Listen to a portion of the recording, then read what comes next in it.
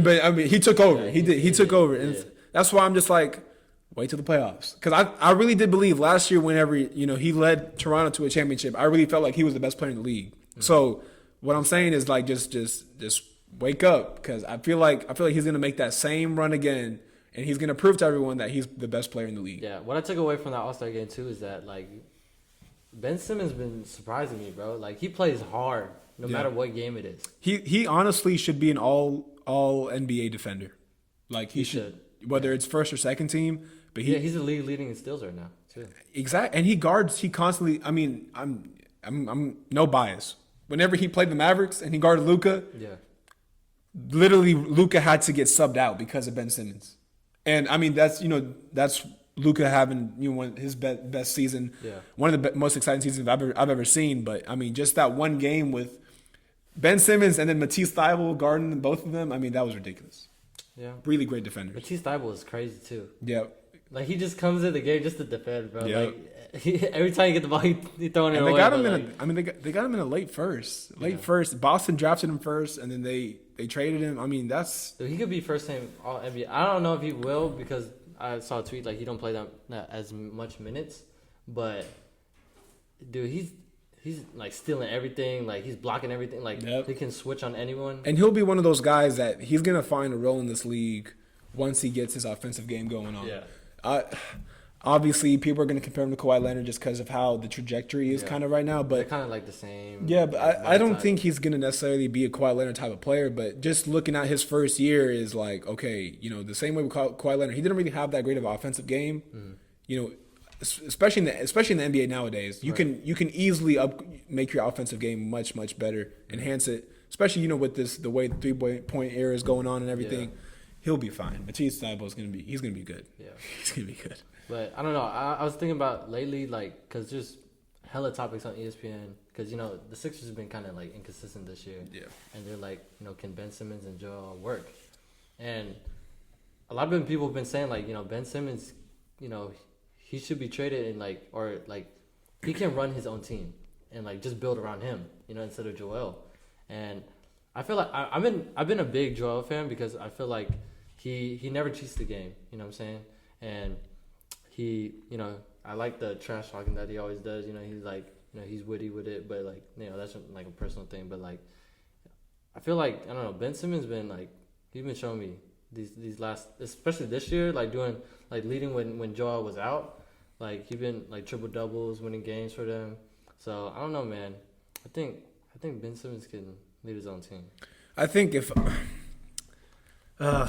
I'm the Sixers, like if push comes to shove and you have to trade someone, right? You have to trade someone. It's like Kobe Shaq type thing. You got to give up Joel. You have to just not.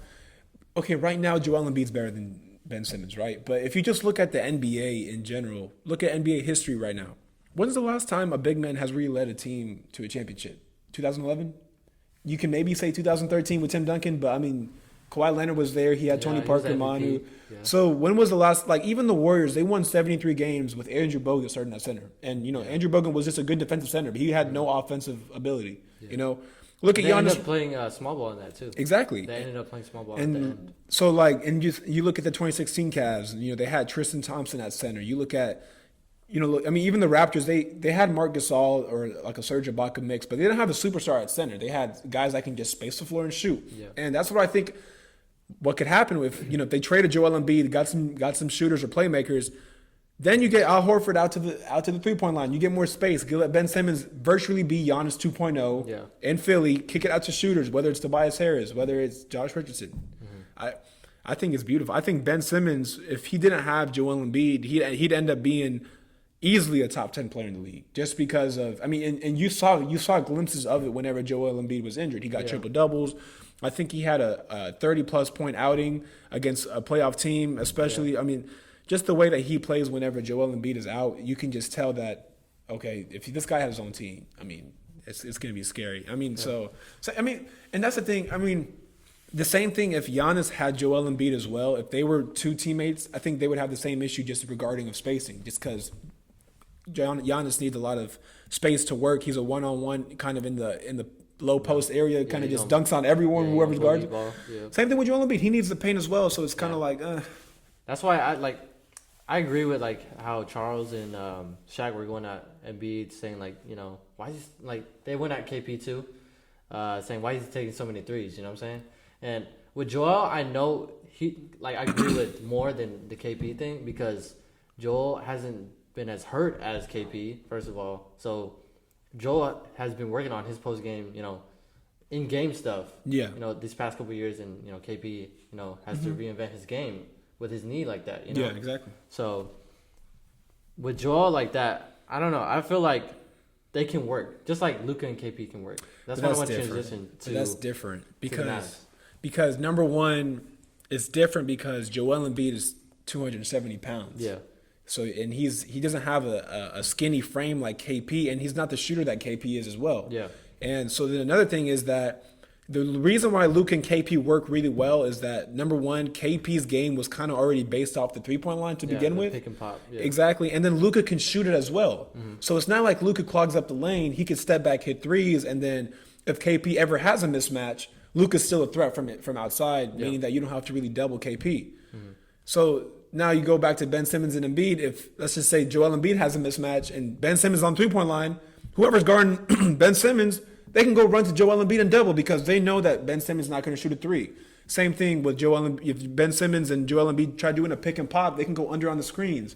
It's way easier to guard. So my whole thing is like, I don't know if it's way easier, because Ben Simmons is a bully too. You know what I'm saying? He's a bully, but he's 6'9" with a handle. No. That's what I'm saying. But that's what I'm saying. If he had his own team, he'd be Giannis 2.0. But the thing is, the spacing is just not there for him to work like that. So if you screened for if Joel Embiid set a screen for Ben Simmons, right, and you were the defender, you wouldn't have to go over the top on the screen. You can go under and basically forcing Ben Simmons to make a decision whether if he wants to go kick it out to Joel Embiid. It's easier to not switch, and it's just the spacing is just not there with those two. I think what they need to do right now is, number one, they might have to fire Brett Brown. I mean, if they don't go to the NBA Finals, they might have to let go of Brett Brown, right? And then number two is, okay, if they do get an experienced coach that they know that, okay, this coach is actually good and it doesn't work out, then you might have to, I don't know, but split them up. But have they made it to the Eastern Conference Finals? I don't think so. They right? haven't. They're just to semis, right? Yeah, they made my thing is, if they lose in the Eastern Conference Finals, right, and they lose in 6 or 7, I wouldn't be mad at that. Yeah. Because at the end of the day, Joel Embiid's like, what, 25, 24? Yeah. Ben Simmons like 22, younger. 21. Yeah. So it's like, it's young, but still, I don't know. I don't know. With Luka and KP though, I see them like at the last game before the All-Star break. That they showed that because KP was finding his way when Luka was out. Yeah. He was finding his groove, and that's the first time too when Luka was out and we faced like the Bucks. We beat the Bucks without Luka. KP was going on. That goes down to coaching too. Yeah, for sure. Coaching as well. But I don't know how you feel about Justin Jackson though, because Mavs NBA Twitter has been killing him.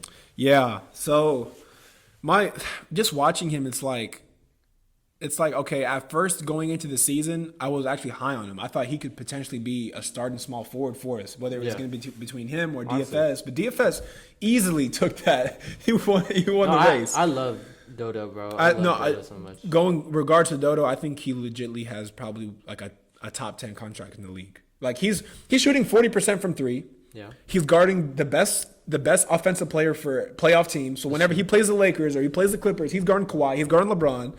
And then on top of that, he can space the floor and he can also facilitate. And then you know what's crazy? He's making $4 million a year. Yeah, sure. $4 million a year to do all that. Maxey is the best bargain of deals ever. Exactly. You know what I'm saying? Exactly. Like him and Maxey, I love them both because they play hard, they super hard, no ego. Yep. You know what I'm saying? They ride for it. And I was actually talking to my older brother, and we were just talking about it. We're like, you know why this Mavs teams, you know why they gel together so well? Because a lot of these guys have gone undrafted. Mm-hmm. They didn't have any expectations going into the league, so whenever they actually make it to the league, they're grateful for everything. Yeah. DFS was undrafted. Right. Maxi Kleber was undrafted. Right. Dwight Powell didn't even have a role, he was on the Yeah. Celtics, part of the Rajon Rondo trade. Yeah, he was just a throw in. exactly, Yeah. and he was a borderline G League player whenever we got him. Yeah. So and then JJ Barea was a G. Undrafted. Yeah. Jalen Brunson from the second round. Yeah. Even though he was probably Late second round too. exactly, Like and 60th pick, something like, I mean not 60th, but like somewhere in the middle. You know what I'm saying? and he was a steal. And the thing is, he was probably the best college player, during In the year, Villanova. yeah. I mean, and he got picked that late, but he came in with the second round mindset. I'm a second rounder. Yeah. I'm going to work hard. And our team is just full of guys that don't have the attitudes and don't they just gel and they work Yeah. so well together. And luckily, Luka's young, so he's just riding with all the older ones. You know what I'm saying? Yep. Even though he's still the leader, but he knows his role with leader wise. You know what I'm saying? So that's what I like. So I don't know, just the nucleus we have is good, but I feel like we still need one piece though. You know what I'm saying? Like there have been talks about trading JB or trading Justin Jackson or I feel like Dodo's untouchable too. Like Luka and KP, he's on that level and on our team. Like he does so much, you know what I'm saying? But I don't know. I feel like we're still one piece away from actually like being like a top 5 title contender, you know what I'm saying? Yeah, and that's kind of what surprised me during the trade deadline was that we didn't make any. I mean, Michael Kidd-Gilchrist was kind of a move. Yeah. Maybe, but we didn't. I thought we would That was have. the buyout market, though. Yeah. You know what I'm saying? It's not a trade. I thought we were really gonna try going for Gallo or try going for, any type of guy that can give us playmaking, because I feel like that was what what we needed. We got Willie Cauley-Stein around the trade deadline area too. We got to kind of see how he works, especially heading into the playoffs. But Yeah. I mean, Justin Jackson. Back to your point, I'm just right now. He gets picked on defense. Mm-hmm.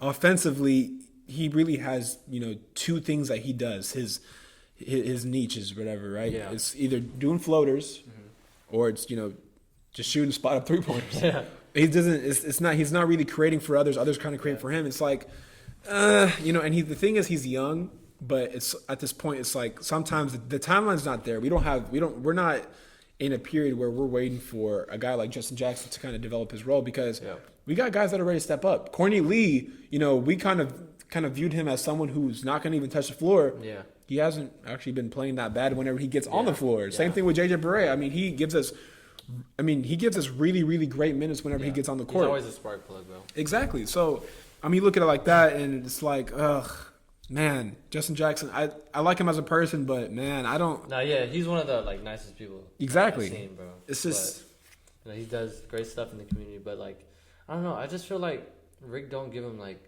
the best opportunity to same with DeLon. A lot of people have been saying DeLon's minutes and everything. I don't know if Rick is given the right opportunities for those guys. You know what I'm saying? Because I mean, I don't know. It's half and half, because I feel like Justin has a lot of opportunities to prove himself, right?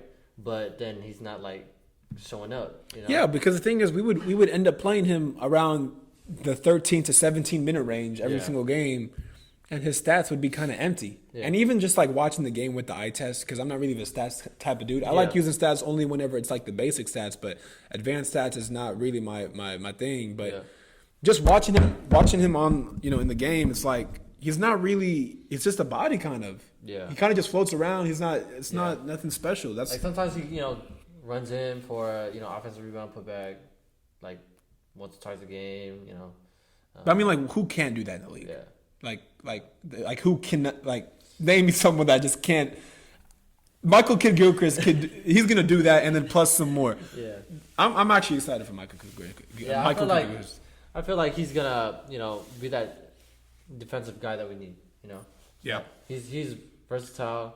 Imagine playing him with Dodo, man. Exactly. That's and DeLon. Let's see. MKG, Dorian Finney-Smith. Who else? Maxi or NKP? That's You the ultimate. You could really, I don't know, maybe heading into the playoffs. I think depending on the matchup, right? But you could potentially start him and Dodo, right? You could have him. You could have Luka, THJ, MKG, Dodo, and then KP at the 5. Rick. He does everything by matchup. Yep. Not exactly. Just a set. Exactly.